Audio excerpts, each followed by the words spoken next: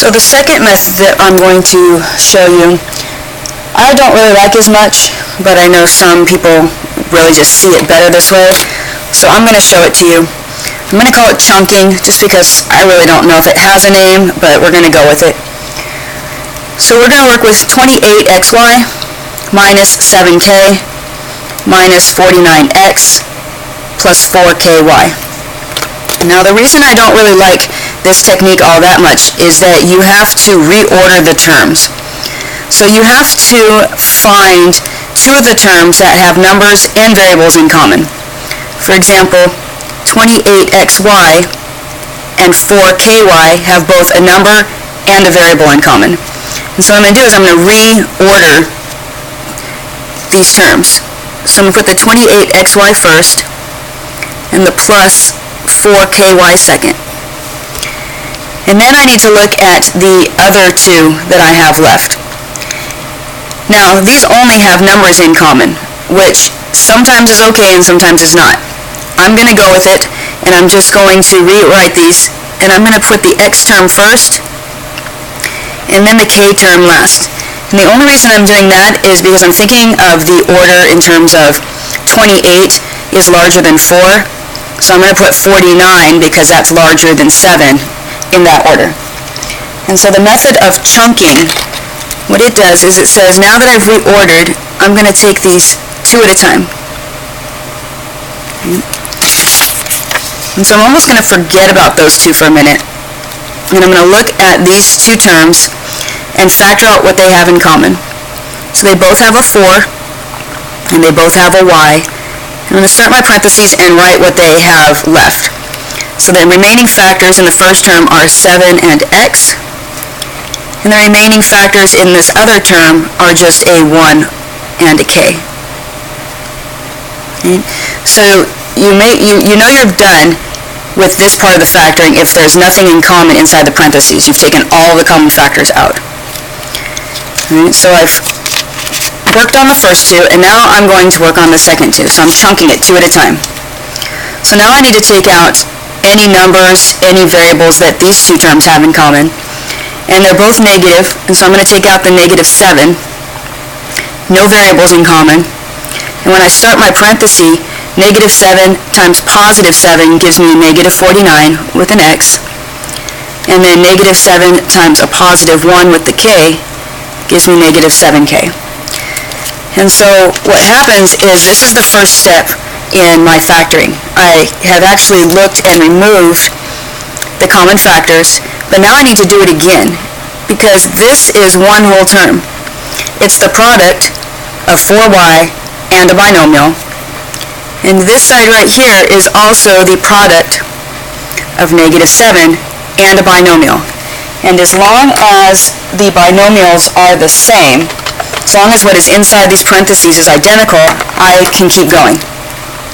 So I'm going to remove that factor because they both have in common, and I'm going to write a binomial with what's left, the 4y and the minus 7. And this is actually my final answer when it comes to factoring by grouping.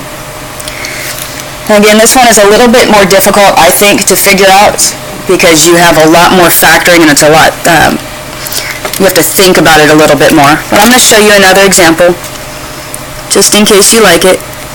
Again, I prefer using the area box, but I want to give you another technique that you may be okay with.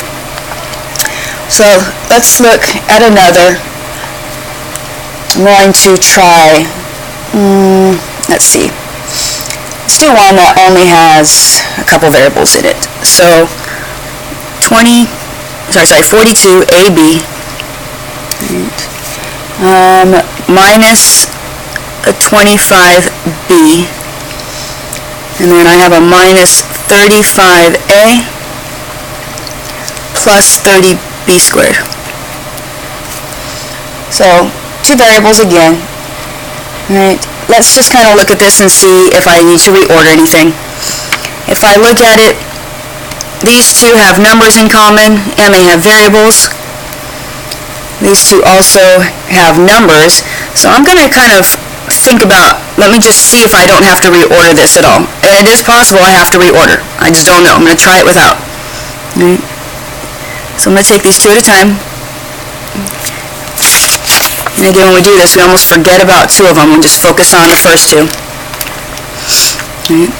So between 42 and 25, if I look at those and I think about the factors of 42 are 7 times 6 and 5 times 5. So between these two, I only have b's in common. Right. If I go with these two, they have numbers in common, but they don't really have any variables in common. So I'm thinking that I'm going to actually have to reorder this a little bit. I don't see that this is going to be very doable without doing some reordering. So let me try to put this, let's put the 42AB here, and I'm going to choose the other factors. I'm going to look at the terms. I'm going to choose one that also has a 6 or a 7 in common, and I'm going to choose the one actually that has the 7 in common, so that way I know that I can factor out a 7. And then I'm going to reorder this and put the negative 25b and then the plus 30b squared.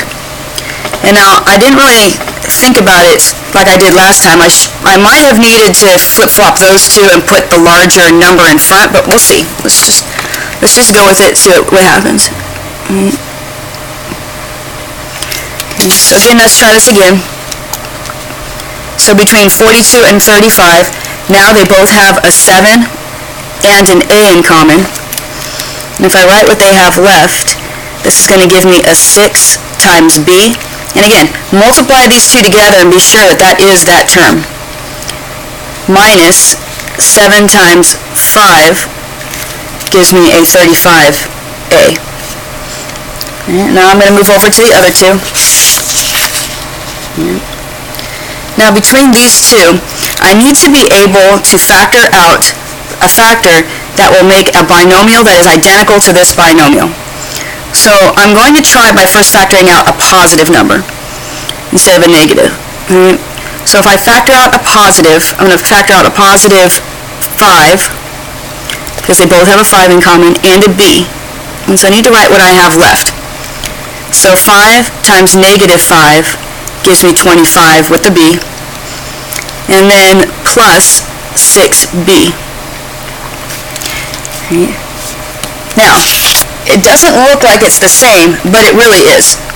Right. You have the commutative property of addition that lets us reorder this term, and this would be the same thing as writing 6b minus 5. So it is actually the same factors as what I have in the other side of the same terms. It's just flip-flopped. Right.